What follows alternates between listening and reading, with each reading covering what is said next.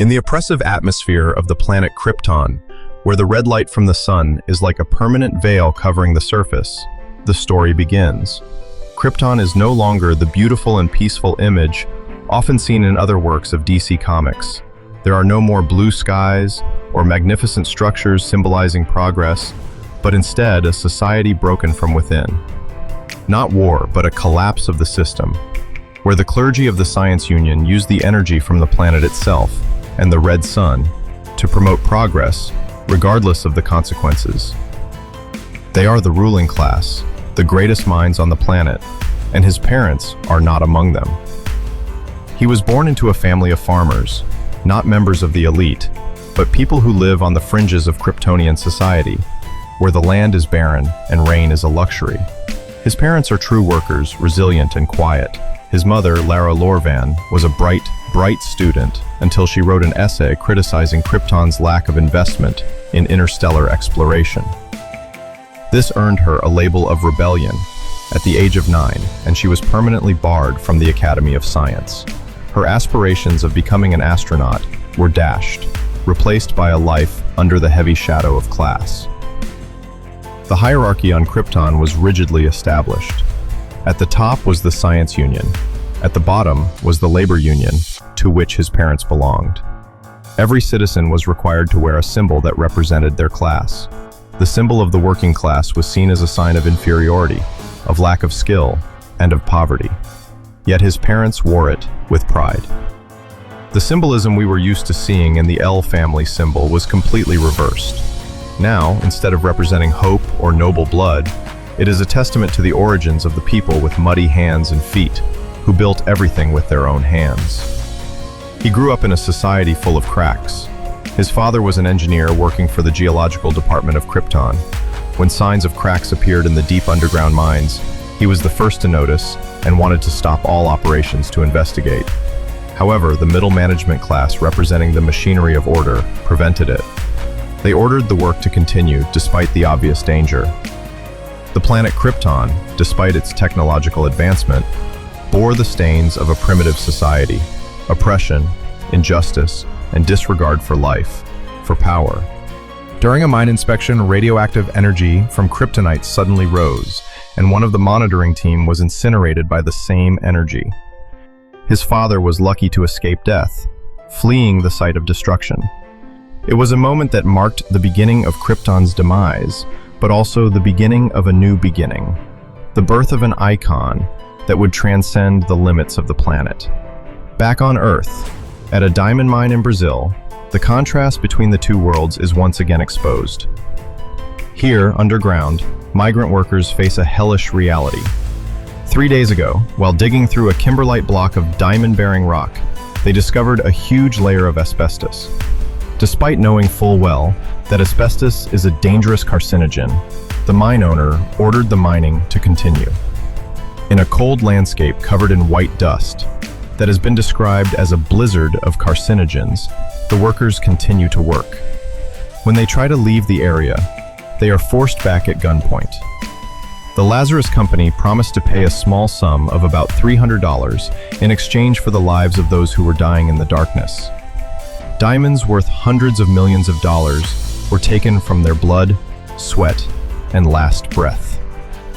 It was there that the image of Superman appeared, but it was not the Superman that everyone knew. Not the great, all-powerful, invincible figure. This was a primitive, rough Superman, filled with anger and a silent desire for justice. He was not a savior who fell from the sky, but an entity born from the mud of injustice. He represented the lowly, the oppressed class, and the unspoken justice. His appearance coincides with strange events that have occurred in other mines around the world. Places that were once polluted, once hellish, suddenly become inexplicably clean. Diamonds are crushed while the machines remain idle. Asbestos disappears without a trace. Workers, instead of being destroyed by toxins, find themselves alive thanks to an invisible intervention. Jason Aaron has created a new Superman in this alternate universe, an icon redefined not by power, but by origin, action, and commitment. He is not the embodiment of perfection, but the will to resist oppression. a roar from the bottom of society to the sky. He does not fight for fame or to maintain the old order. He is a storm rising from the ground, a rage born of pain and betrayal. The workers in the diamond mine did not choose to die for money. They chose it for family. And that is what those in power use as a weapon against them. They convince them with fear, with love and family duty, turning their sacrifice into a tool of exploitation, more thorough than any mechanical device. But then, one being rises not only to save them, but to remind the world that true power comes not from oppression, but from the rise of the oppressed. He is the embodiment of a painful truth, that both Krypton and Earth are controlled by unjust systems. And while Krypton has collapsed under its own weight, Earth still has a chance to be lit by the fiery eyes of an entity who is the symbol of the lowest class, once considered inferior, but now a symbol of hope and resistance. The only thing that mattered was that it was done. So the group simply brought the diamonds to the surface, handed them over, collected their wages, and called it a day. Not once did they think about hiding a few for themselves. Never. Not once. Not even a moment of hesitation. Maybe it was fear. Maybe it was vague loyalty. Or maybe it was just a desire to continue working in peace, not to cause trouble for an already cruel system. No one had a clear answer, but the rumors persisted, as quiet as a fine layer of dust in the air. People talked about the so-called Omega Men, mysterious entities that moved from mine to mine, doing exactly what the other group had just done. Taking the diamonds, disappearing as if they had never existed. And the story began the night before the chaos. A man, perhaps a supervisor or a senior employee, was inspecting the area when he came across a stranger. He was cloaked, hooded, and covered in black. No one recognized him, but this was Superman, not his usual flamboyant, proud, "I am the man of steel" declaration. Instead, he was quiet, cautious, and hidden in the shadows. His voice was low, deep, but it resonated with an immense weight. "I have seen your world. I understand how this place works, and I do not accept it." The other man paused. "Our world?"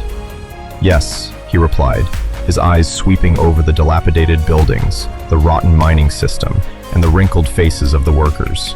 A world built on pain. An industrial society powered by blood and sweat, where people lose themselves to survive. He continued, as if crushing each word into the other man's heart. "How do you know what's true in a place like this?" The other man hesitated. "You know what's true," Superman said, "when you find something worth fighting for." He is not preaching, he is simply telling a story. But in his words, there is a world of relative morality, where morality is not measured by doctrine but by the reality of survival. For those who languish in the mines, the truth is simple. They have to feed their families. That is the only morality they have the right to carry. They have no privilege to debate moral philosophy, no soft chairs to sit on to debate the right and wrong of doctrine. They have only one choice: to continue to exist. And that is why the image of Superman this time is not an arrogant god flying in the blue sky. He is present as a man walking among the crowd, listening, observing, and learning to understand the seemingly simple things. Morality is not born of power, but of circumstances. But this world does not accept change. The Lazarus Corporation behind the mines employs a force of law enforcers called the Peacemakers, men in armor and armed with sophisticated weapons, cold and mechanical.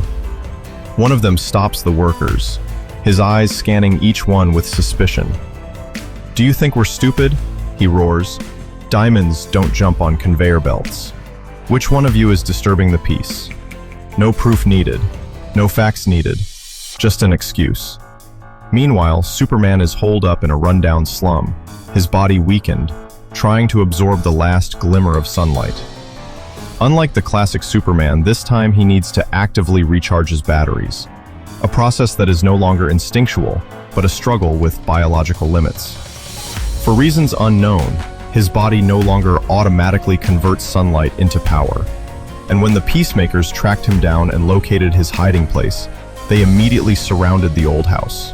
But instead of running away, Superman stepped out. faced the armored soldiers, and made the concept of Peacemaker more ironic than ever.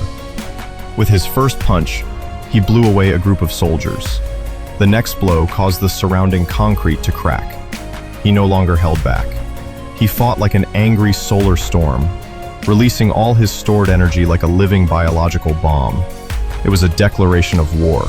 A voice rang out in his head, as cold as a tactical computer. If you hit them, they will live, but I advise you not to. They have weapons from another galaxy, the voice continued. Not from this solar system.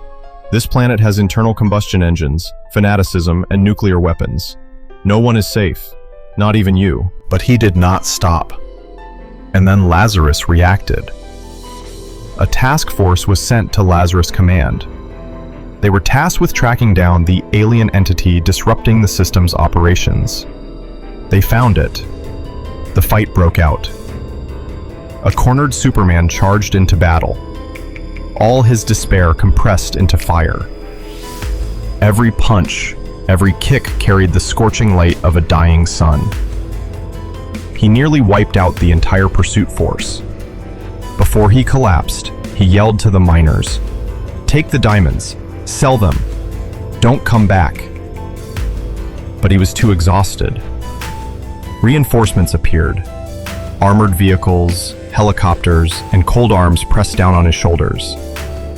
A pair of handcuffs locked Superman's wrists. When he looked up, his captor was Lois Lane. Not a journalist, but an agent. Her eyes held no surprise, only weariness. Their history had not yet begun, but neither were they completely unfamiliar. The epilogue revealed a special prison where those deemed high-level threats were sent. A mysterious figure, possibly Brainiac, observed Superman as if he were a test subject.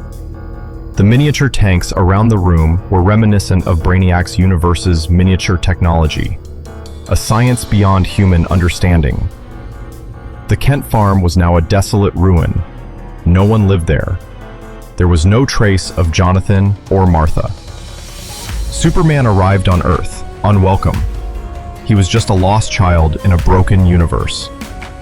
Krypton, his mother planet, was seen disintegrating layer by layer. The ground cracked like broken glass. In a small house, Jor-El returned, his body covered in radiation burns. He asked his wife, "Where is Kal-El?" A boy ran out, his eyes clear, unaware that the future was crumbling beneath his feet. For a brief moment, in the desert wasteland, they had only each other.